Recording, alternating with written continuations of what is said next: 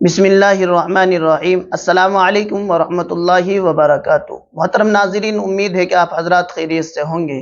ناظرین، آج میں آپ حضرات کے سامنے تہجد کی نماز کی فضیلت اور اس کا طریقہ بیان کرنے والا ہوں۔ سب سے پہلے ہم بات کریں گے تہجد کی نماز کی فضیلت کے تعلق سے۔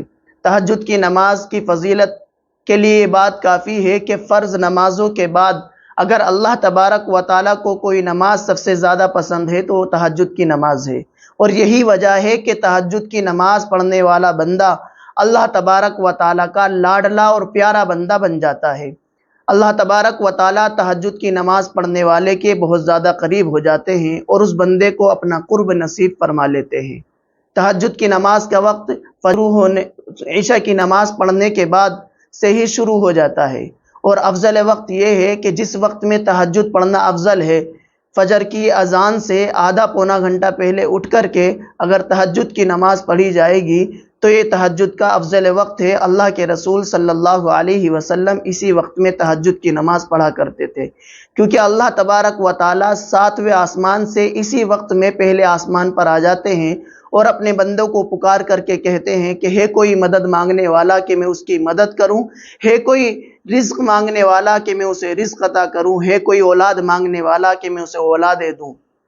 یہ بہت زیادہ مقبولیت کا وقت ہوتا ہے، تو یہی تہجد کی نماز کا افضل وقت ہے۔ اور رکعات کے سلسلے میں یہ بات جان لینی چاہیے کہ 2 رکعات سے لے کر کے 12 رکعات تک پڑھی جا سکتی ہے۔ 4 بھی پڑھ سکتے ہیں، 8 بھی پڑھ سکتے ہیں، 6 بھی پڑھ سکتے ہیں، جتنا وقت آپ کے پاس ہو، لیکن سب سے بہترین قول یہ ہے کہ 8 رکعتیں پڑھی جائیں، اور بہت سے علماء نے 8 رکعت والے قول کو لیا ہے۔ 2 کر کے بھی پڑھی جا سکتی ہے کہ 2 رکعت پر سلام پھیر دے، ہر 2 رکعت پر سلام پھیر دے۔ اب ان کی صورتوں کے تعلق سے بات یہ ہے کہ جو تمہیں صورت کلام پاک میں سے آسان ہو وہ صورتیں ان نمازوں کے اندر، ان رکعتوں کے اندر پڑھی جا سکتی ہے۔ مثال کے طور پر آخر کی 10 صورتیں اکثر حضرات کو یاد ہوتی ہے۔ الم تر کیف فعل ربک پہلی رکعت میں، دوسری رکعت میں لیلاف قریش، اسی طرح جب پہلی رکعت دوبارہ سے شروع کریں گے تو اس میں ارائیت الذی، اس کے بعد دوسری رکعت میں انا اعطینا، اس طرح سے پڑھی جا سکتی ہے۔ لیکن کوئی خاص صورت پڑھنا تہجد کی نماز میں کسی روایت کے اندر بھی ثابت نہیں ہے۔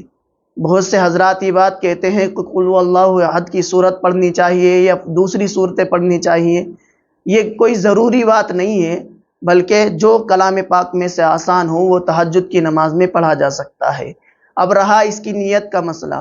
نیت یہ ہے کہ نیت کرتا ہوں میں 2 رکعت نماز تہجد کی نفل واسطے اللہ تعالیٰ کے رخ میرا کعبہ شریف کی طرف، اللہ اکبر، یہ نیت کی جا سکتی ہے۔